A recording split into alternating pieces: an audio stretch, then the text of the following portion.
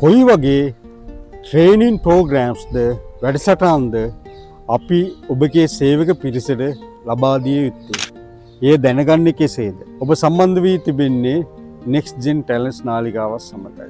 අපි කලින් මාතෘකාවල කතා කළා මේ ට්‍රේනින් ඇන්ඩ් ඩෙවලොප්මන්ට්ස් යනු මොනවද කියන එක.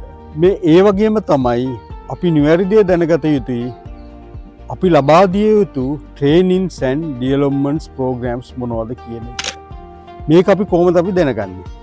මේක දැනගන්න පුළුවන් ලේසිම විදිය තමයි අපි දැනගන්න ඕන අපගේ මේ ඕගනයිසේෂනල් අරමුණු සඳහා යාමේදී සංවිධාන අරමුණු සඳහා යාමේදී අපි ගාව තියෙනවා විවිධ වූ ටාස්ක් විවිධ වූ වැඩ කටයුතු.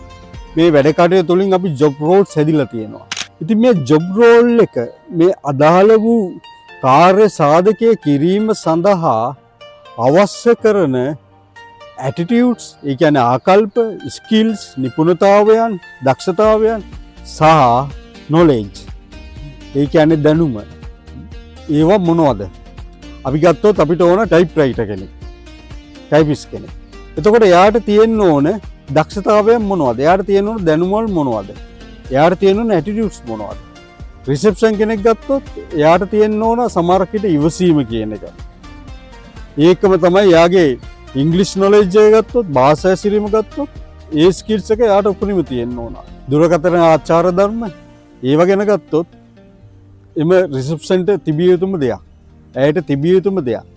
ඒ සමගම තමයි එයාට තියෙන්න ඕන නොලෙජ් මොනවද? දැනුම වල මොනවද?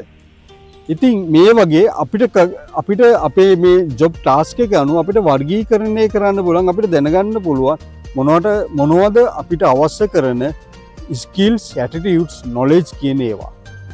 එතකොට ට්‍රේනින් ප්‍රෝග්‍රෑම් එකකින් කරන්නේ දැන් යම් කිසි මට්ටමක තියෙනවා නම් මේ ස්කිල්ස්, නොලෙජ්, ඇටිටියුඩ්ස් ඒවා තව ඉහළ මට්ටමකට, තව අප ලෙවල් එකකට ගන්න එක තමයි මේකෙන් කරන්නේ.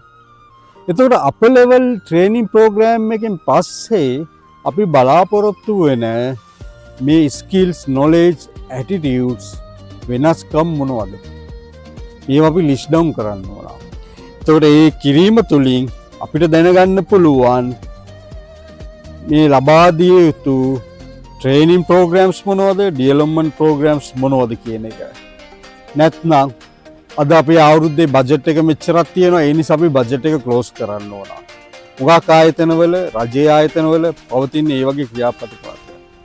එහෙම නෙමෙයි. මේ අවශ්‍යතාවය දැනගෙන කිරීම තුළින් ඔබට පුළුවන් ඔබගේ ට්‍රේනින් ඇන්ඩ් ඩෙවලොප්මන්ට් ප්‍රෝග්‍රෑම්ස් ඉතාමත්ම සඵලදායී විදියට සිදු කිරීම. ඒ ආයතනයේට ගුණවත් වේවි.